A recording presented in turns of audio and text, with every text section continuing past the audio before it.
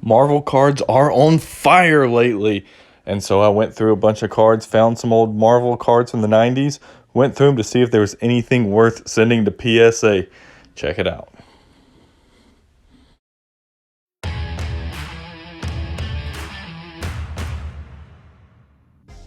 Alright guys, going to be doing something I have not done before, and that is doing an express submission through PSA. Doing it through ClayCards just because they have the best pricing out there. Their 5-day turnaround is $55 for one card to be sent 5 days, 5 business days, and we all know that PSA is backed up, so it's not going to be exactly 5 days. I actually did consider sending this to HGA, the hybrid grading approach, just to see if, check out that process and see how that works. And I think it would be kind of cool in a red or even a blue label with the HGA, but I just think the PSA will for sure hold its value more than an HGA label. It's just, I haven't seen any Marvel cards in HGA, and I don't think that HGA will grade Marvel cards. At least it's not a drop down on their website that I could tell. So this is by Marvel Comics. It's the Marvel Universe 1990 card number 47, the Punisher. So I bought this when I was a kid. My dad and I went to a card show, have several of these Marvel cards, particularly from this 1990 set. This is the most iconic one. I also have a Loki, but I think the Punisher is a little bit more iconic than the other.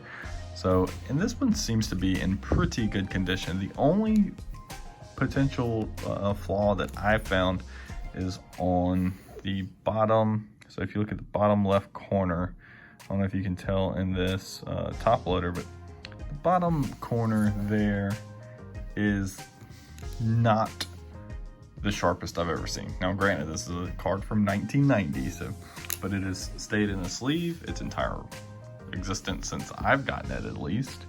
And when I got it at that card show, it was very good condition, and I kept it in that sleeve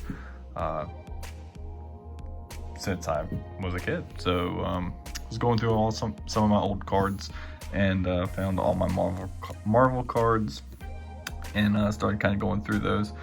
I think it'd be kind of cool to submit this and get this graded and see how it turns out. We'll see if it comes back a 10. I can't see it getting anything less than an 8. But certainly an 8 would be upsetting. Even a 9 would be concerning after paying $55 for the grading. But I think a 9 of this could probably fetch, $75, $80. I think a PSA 10 could do really well. I don't know that for sure that 9 would actually get that price. As a raw card, it's going online anywhere, less than $10. I figured it's worth a shot. I've never done an express 5-day submission like this before. And so, like I said, I just wanted to kind of send it. I'm gonna send it to ClayCards. They also offer a pre-screening process. I just sent last month a 45-day submission to them. And so that's already off at PSA.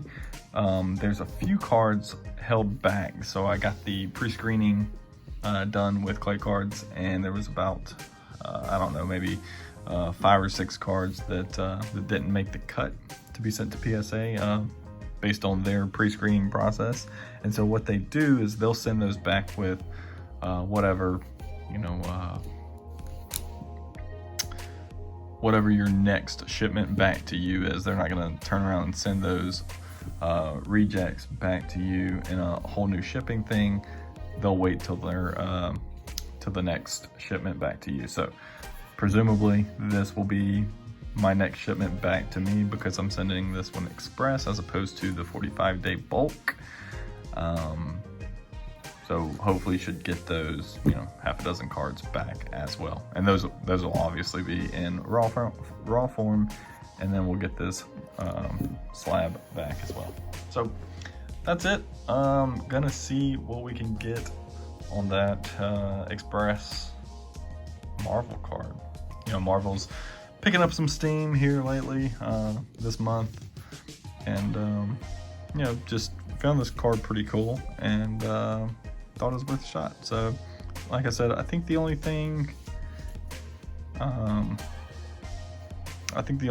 could potentially bust me is that corner, if they knock it down to maybe a 9 because of that, but I don't see why they would mark it much lower than a 9, and I think it's got a good shot at gemming just based on my review, and I'm certainly no expert. So it'll be interesting to see what this one pulls. You know, as far as centering, you know, it's fairly close. I think it's close enough within the PSA parameters for sure. I don't know that it's perfect on that, but yeah, so I'll let you know. I'll make a video once this one comes back in, and wish me luck. All right, so in addition to this one, we'll be expressing some 2021 Topps Series 1 as well.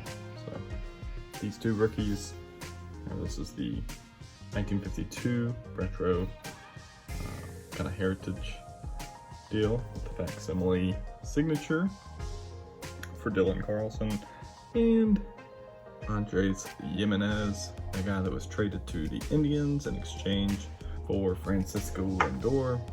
So subject of that trade, had a decent year when he got called up last year, and you know, that was the best looking card, flagship card as far as the borders go. We'll see if all these pass muster or not. Hopefully we get 3 10s, and if not that, 2 10s and a 9. If anything, so wish us luck. See you guys in about a month.